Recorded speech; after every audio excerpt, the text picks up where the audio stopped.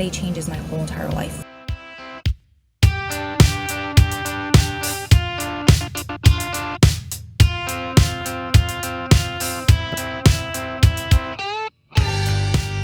Welcome to Gritability, a podcast about the power of perseverance, overcoming seemingly insurmountable odds to attain the life of your dreams.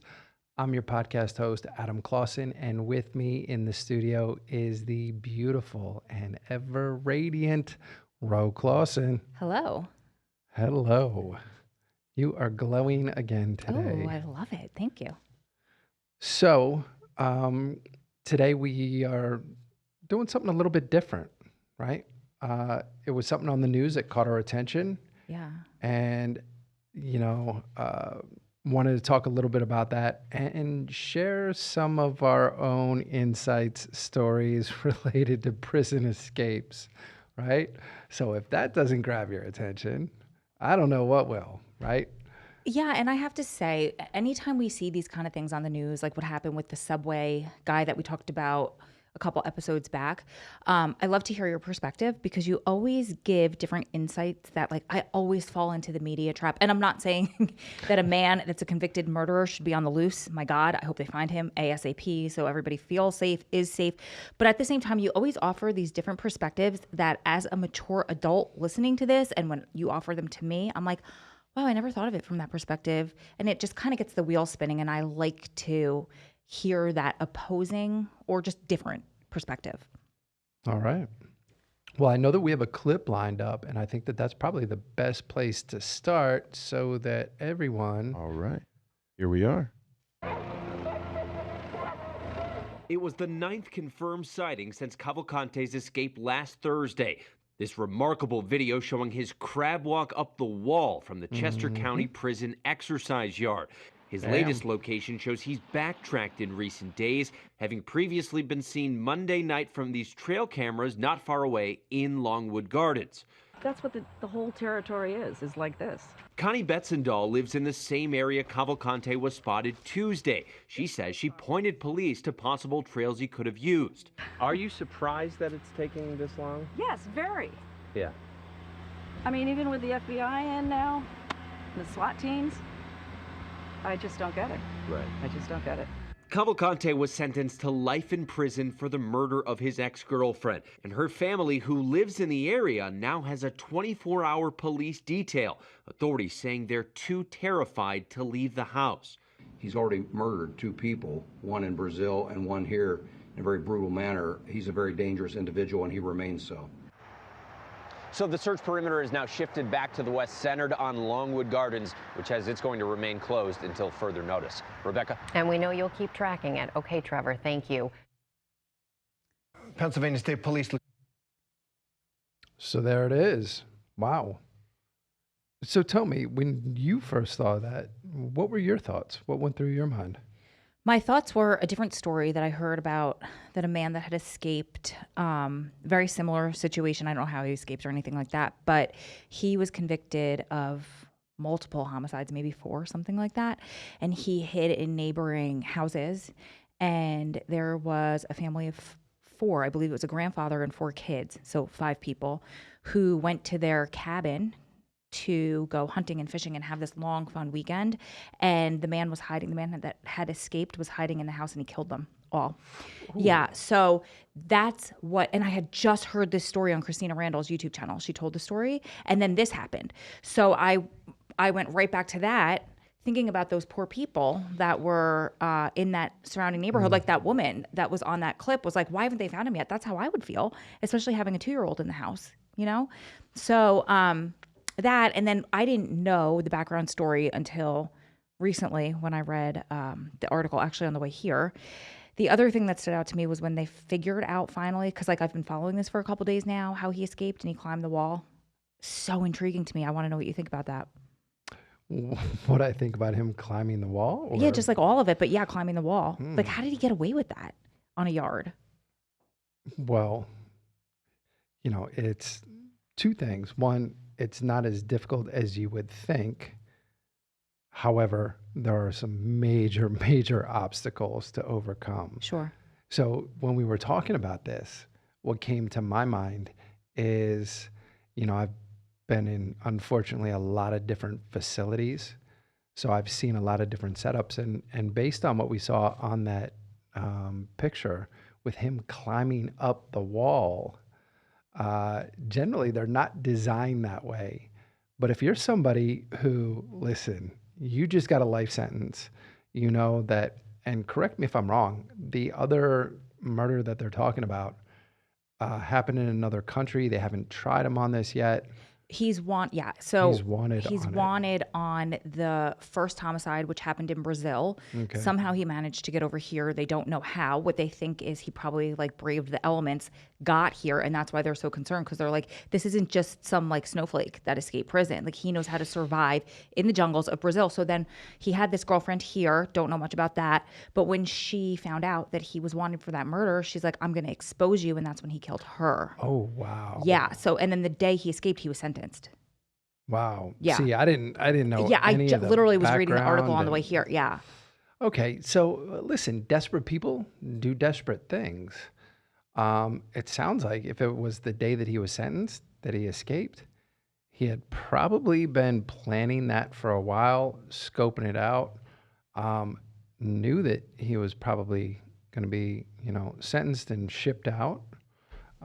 Go ahead. Sorry, I just want to add this because this was intriguing to me as well, and I want you to talk about it, is that it was the same facility, I think. It was the same county jail where months prior, somebody escaped the exact same way, climbed up the wall, ran across the roof. The only difference is they added razor wire to, I guess, prevent that from happening again. So this man that escaped on this, what we're talking about now, the Brazilian guy, they say somehow managed to get over that razor wire, run across the roof, get over more razor wire, and get out.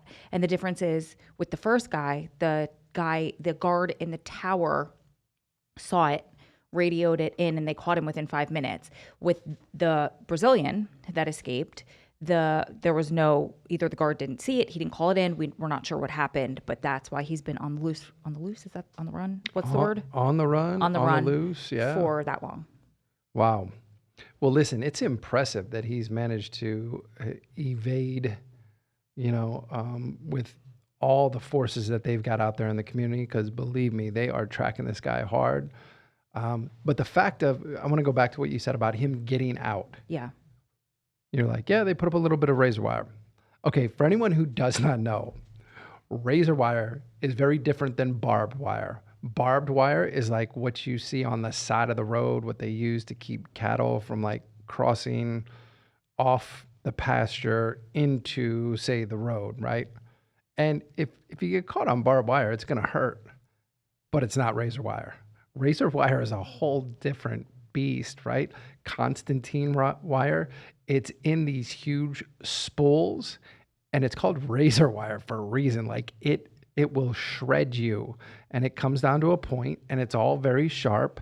And if you just get like the edge of your shirt caught on it, like it's going to get caught, you're going to get entangled. So how people get through razor wire, not one roll, multiple rolls of it. Listen, I would love to see video of that because that's impressive. And I have seen videos of how people get through this stuff, but it usually entails like taking rugs, mats, things that you can throw over it to protect yourself from it, because something simple like a bank, you can't throw a shirt over it and be like, okay, I'm going to be protected. No, that's not going to do anything. So the fact that this guy is not already torn to shreds, bleeding out as he, army crawls through the woods to evade, all of these cops that are all over the place looking for him, that's amazing. But that's also like, that's survival instinct, right? Like at its base level, this guy knows that if he gets caught, he will never, ever see the light of day again. They will make sure that he is buried someplace with no chance to get outside, never get near a fence or anything else ever again. Wow. So do you think it's possible that you said that he was probably planning this for a little while, that he was like climbing up there without being seen? And my thought was throwing mattresses, but even those jail mattresses, I don't think from the way you're explaining this. You're not gonna. I'm not saying that you can't get one of those out there. First of all, a jail mattress, as thin as it is, I don't know what the hell they make those things out of, but they're heavy. Really? They're thin, but they're heavy. Interesting. It's super heavy. It's probably all of the bacteria and everything and Ew, gross. stuff Dead that's skin built up cells. on them. That makes them so heavy, like old mattresses. All old mattresses are heavy. It's all like the dead cells and stuff in there. Guess what you're doing when we get home? Flipping our mattress. But listen, here, what's coming to my mind is when I was in Camden County Jail, I was in there on the violation. I go in for 90 days. Now, I know that I'm only there on a parole violation. And I'm still tempted, right? Like when I see an opportunity to get out, I'm like, hey, man, I've been in here for a month already. Like, I'm ready to go. I'm seriously contemplating it. Because there were some guys in there who were facing a whole lot more time. And the way that they ran us for recreation was they'd bring us up to the quote unquote yard is on the roof of the building. Interesting. Yep. But generally how they build these places, and I've been in a number of them that are like MDC where, what's the guy who died in federal custody? The child molester guy. Epstein. Epstein, where Epstein mysteriously died. Same thing. They have rec cages on the roof there because the hole is on the roof. But they're cages, right? When I tell you that they're cages, they're not like regular fence that you would see in someone's yard. They're like twice as thick. It's interwoven mesh. And yes, you can see the sun, but there's not a whole lot of sunlight. Like if you had your shirt off, you would not get sunburnt if the sun was beating right on you because it's that much obstructing the actual light. So although air passes through and technically you're outside, you're not really outside. That's how most of these places are constructed. However, Camden County, when I was there, you have the rec deck on the roof and it's 2 stories. 2 stories up, and up in one corner is a glass bubble that takes up one corner across, and there's an officer that's supposed to be up there paying attention to everything. Probably not always paying attention.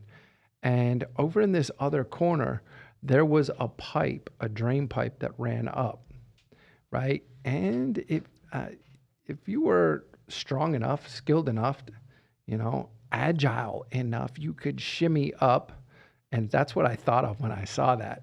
Because it's not in the same manner, but you would pull yourself against the pipe and put your feet on the wall and have to shimmy up that way. So it could be done. And there were a couple guys who were talking about it. They're like, man, we should go. And I'm seriously considering it, even though I'm only there on a violation. And I know I would have ended up with a whole bunch more time. And the plan was, hey, we'll smuggle some sheets up here. Remember, we're on the roof of the building. Sure. 7, 8 stories up, whatever it is. So not only do we have to climb up 2 stories, shimmy up a pipe, get to the fence that's on top, figure out how to break that open because they thought that they could get through it. And there's different ways that you can cut through. These are time consuming, right? Get through that, get out onto the roof, make it over to the side, figure out a way to tie these sheets together, braided, because you can braid, rip sheets into strips, you braid them and it tightens it, it makes it strong like a rope. Wow. It's amazing when you have time on your hands, right? That's why they keep such a close count on sheets. Oh, interesting. But if you take a piece off of every sheet in the unit and you keep doing that, right? Your sheets in the rotation of the whole prison go around, but you're constantly taking a piece off. I'm getting an education. Right? So Wow. it doesn't get noticed right away. Anyways, you make this rope and then you find something to tie it off on there and then everybody shimmies down. Well, thank God I didn't go. How many is everybody? Like how many guys were involved in this? I think ultimately after I left about a month later, 4 guys went. They got out? They made it out. I think 2 of them, I don't know if one died on the way During down. the escape? Okay. Yeah. during Like the he got escape. shot or he fell? No, or? fell. Okay. Like they made it out undetected, right? So same situation. They made it out, they got away, but eventually everybody ended up getting caught. Now, this was back when you were in county, you said, right? Was there like the stadium lights and everything around the facilities back then? Like, did you go out in the middle of the night? This place is in downtown Camden. It's a county jail. It's a little bit different. A lot of times the officers that are working in your county jail they're overworked, underpaid, they're tired, they're working doubles, triples, they were probably asleep up in the booth. I mean, that's what it was. And there was a whole lot of other stuff going on back when I was in the county jail back then. I mean, you had, people bringing in all sorts of packages. They were looking to make some extra money. Sure. All the officers. But that's a different show for another time. But we're on escapes. So I could see, when we were talking or we showed that clip of him shimmying up, making it to a place where he could get through and get out on the roof. The fact that he got through the razor wire that was installed after the fact, that's impressive because I don't know what it looks like, but I'm telling you, they don't just put that on like half-hearted. Like razor wire anywhere is going to be a real challenge to get through. He got through that and then he got through some more. So, and he's on the run. So seemingly whatever injuries that he may have incurred during that escape, he's doing all right. But eventually, listen, they're going to catch up to him. And again, being a desperate man, capable of desperate things, they got their hands full, right? Like I would be worried if I was anybody in the community because, seemingly this guy's got nothing to lose, especially now. He already lost. He knows he has a life sentence. He knows after this, he's never going to get another chance to be anywhere near a door, anywhere they're going to bury him. So he's not going quietly, I'll tell you that. That, or I think that, okay, so his mother put out a statement in Portuguese, so I don't know exactly what she said, but basically begging him to turn himself in, because I think that she probably knows how this is going to end for him. And I don't even know, I think if he doesn't get out of the country and they catch him, he's going to go to the most drastic measure so he doesn't have to go back to a life sentence. That's my opinion. And they will most likely kill him given the opportunity. Yeah. I mean, and the longer this drags out, the worse it makes all of those people involved in this search look. Sure. It's just not going to end good for anybody. So question. Oh, shoot. So in all the time that you did, I know there was the sheet rope, right? Did anybody ever escape, or were there attempted escapes in the time that you were inside that you witnessed or lived through? Obviously, you lived through it, but did you witness? I lived to tell about it. I am still here. Yeah. Listen, there was a time when I first came into the system. It was early. I have 213 years, right? And I have all this anger, all this energy. And there were people who were looking to tap into that, right? And they were like, hey, man, what are you going to do? You just going to hang out here the rest of your life? You ready to get out of here? And I'm like, what are you talking about? Like, hey, man, you ever think about getting out of here? And I had a guy, we'll call him Milo. Let's call him Milo. I like that. Yeah, we'll call him Milo. And he comes to me and he says, hey, listen, man. He's like, I got a life sentence. You know my background. He was a guy who was very well known. He says, man, I got a plan.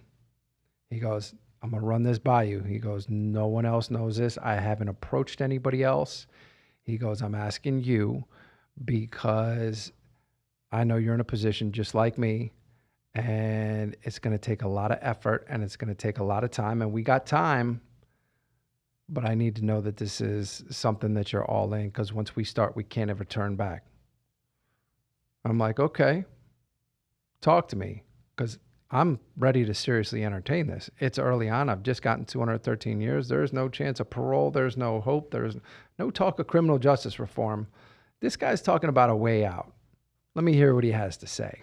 So Milo and I sit down in the cell, and he starts to map out a plan for me to move down there to be his cellie in this cell on the ground floor, to where we can get the tools, because they come around and they do different repairs. And at the time, they're getting ready to replace the showers. So they're coming in the unit to do the showers.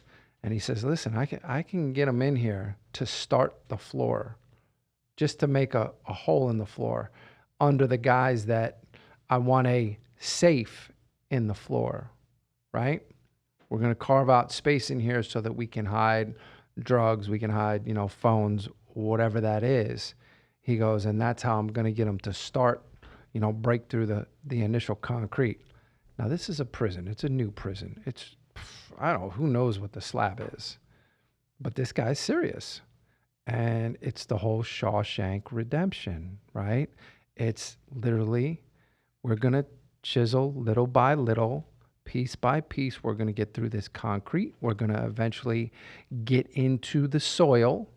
And then we are going to tunnel across under the fence. And where this cell was located was, I'm not going to say in close proximity to the fence because that's relative, right?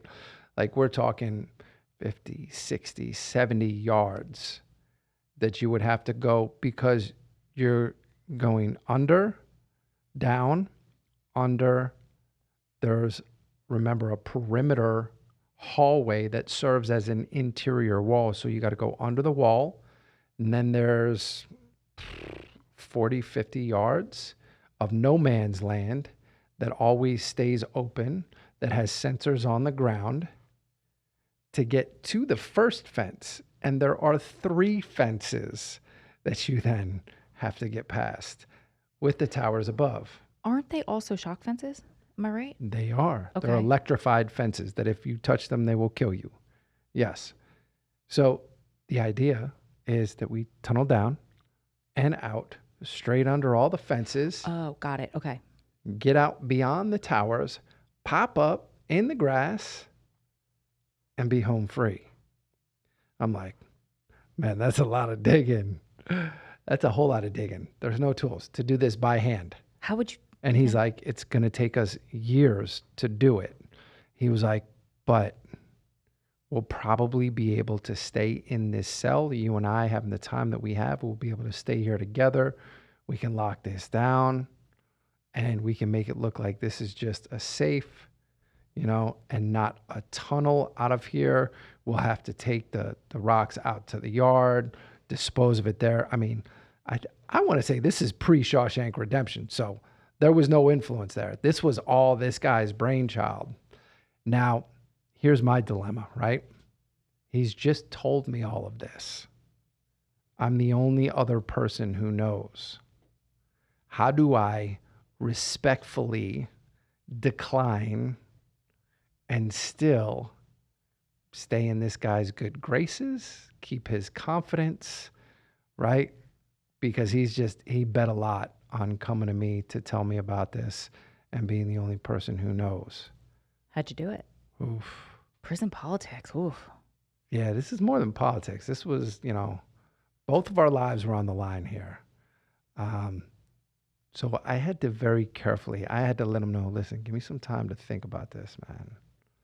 And when I came back to him, my decision, and it was the truth, was I'm not ready to throw it in. I'm not ready to give up hope. I believe because of the sentence that I have, it's so ridiculous, this mandatory minimum, that I'm going to be able to get in through the courts.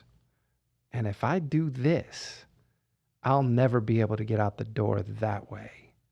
So I'm not ready to give that up. I said, I'm early in this process. I haven't even gone through my direct appeals yet. I still have plenty of time to work through the courts. I said, but one way or another, I am confident that it's going to work out.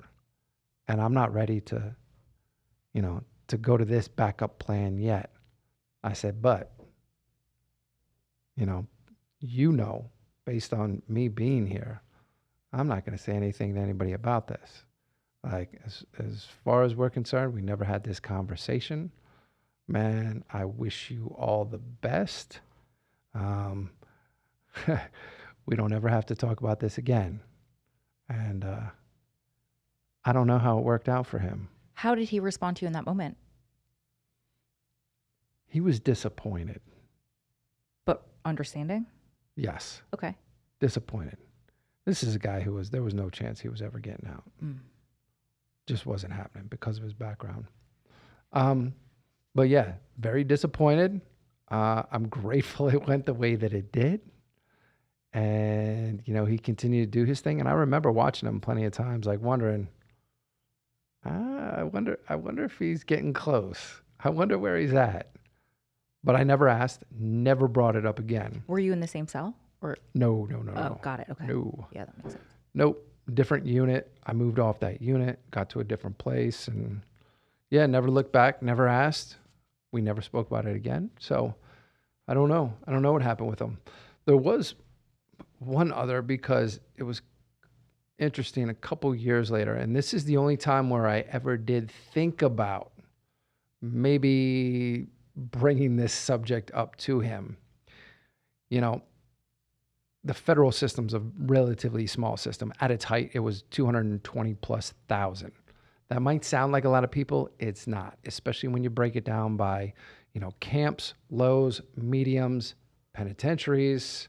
When you're at the highest level, it's a very small circle, right? So everybody pretty much knows each other, especially when you've been in some time. And people circulate because there's only a handful of these federal penitentiaries. And if something happens at one, you get moved to another one. And sometimes it's got nothing to do with you. It's just they need to shuffle things up. It's politics on the administration side, however that happens. So over the years, some things changed. Myself and this first individual who approached me are still there. But this other, there's like a flood of people that come from the West Coast. We're on the East Coast. They come from the West Coast. And there was one guy who was notorious for having escaped multiple times, made it out of Beaumont, USP Beaumont twice. Wow. So this guy's like notorious as an escape artist, right?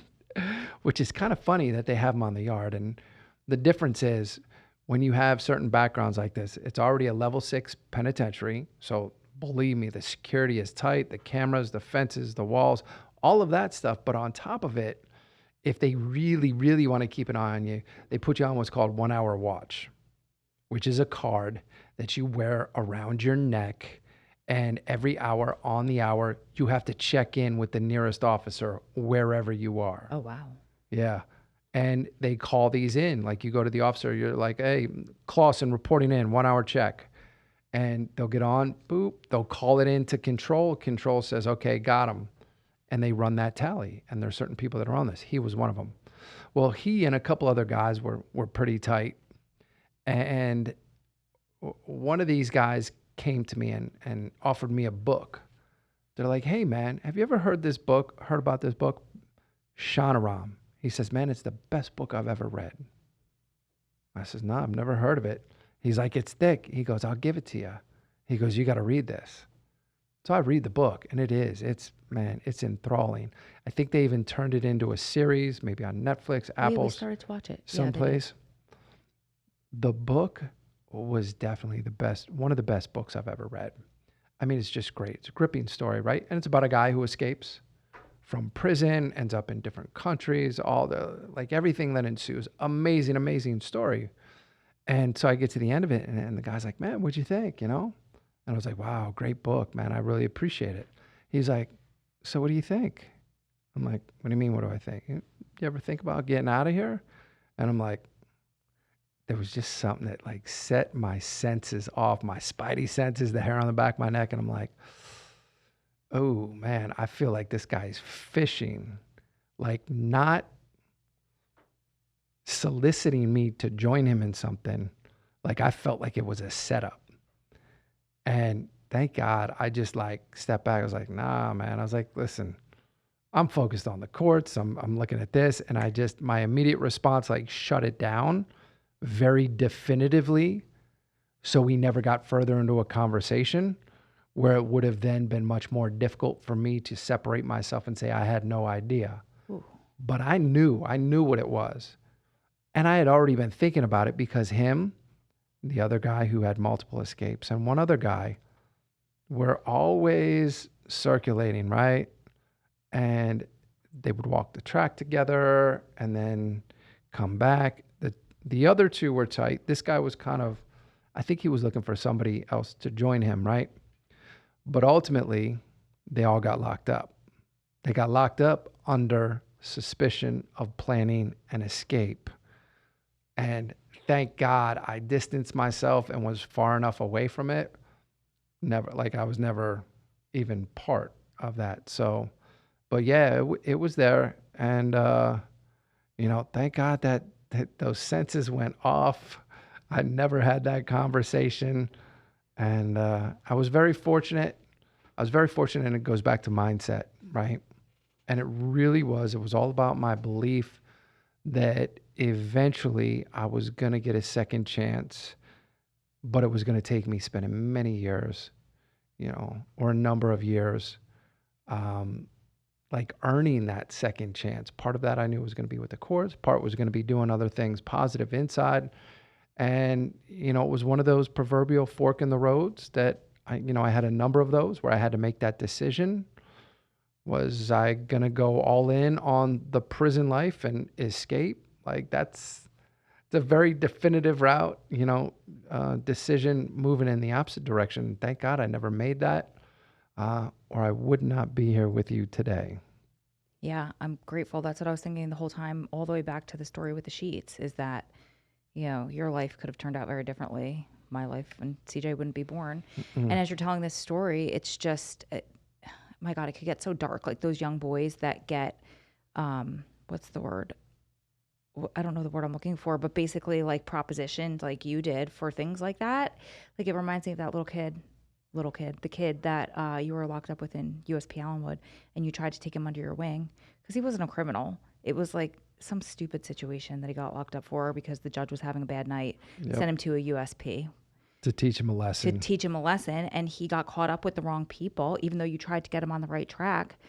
And then he just started living a life of crime, in and out, in and out, in and out. And he's not alive anymore. And he was only like 18.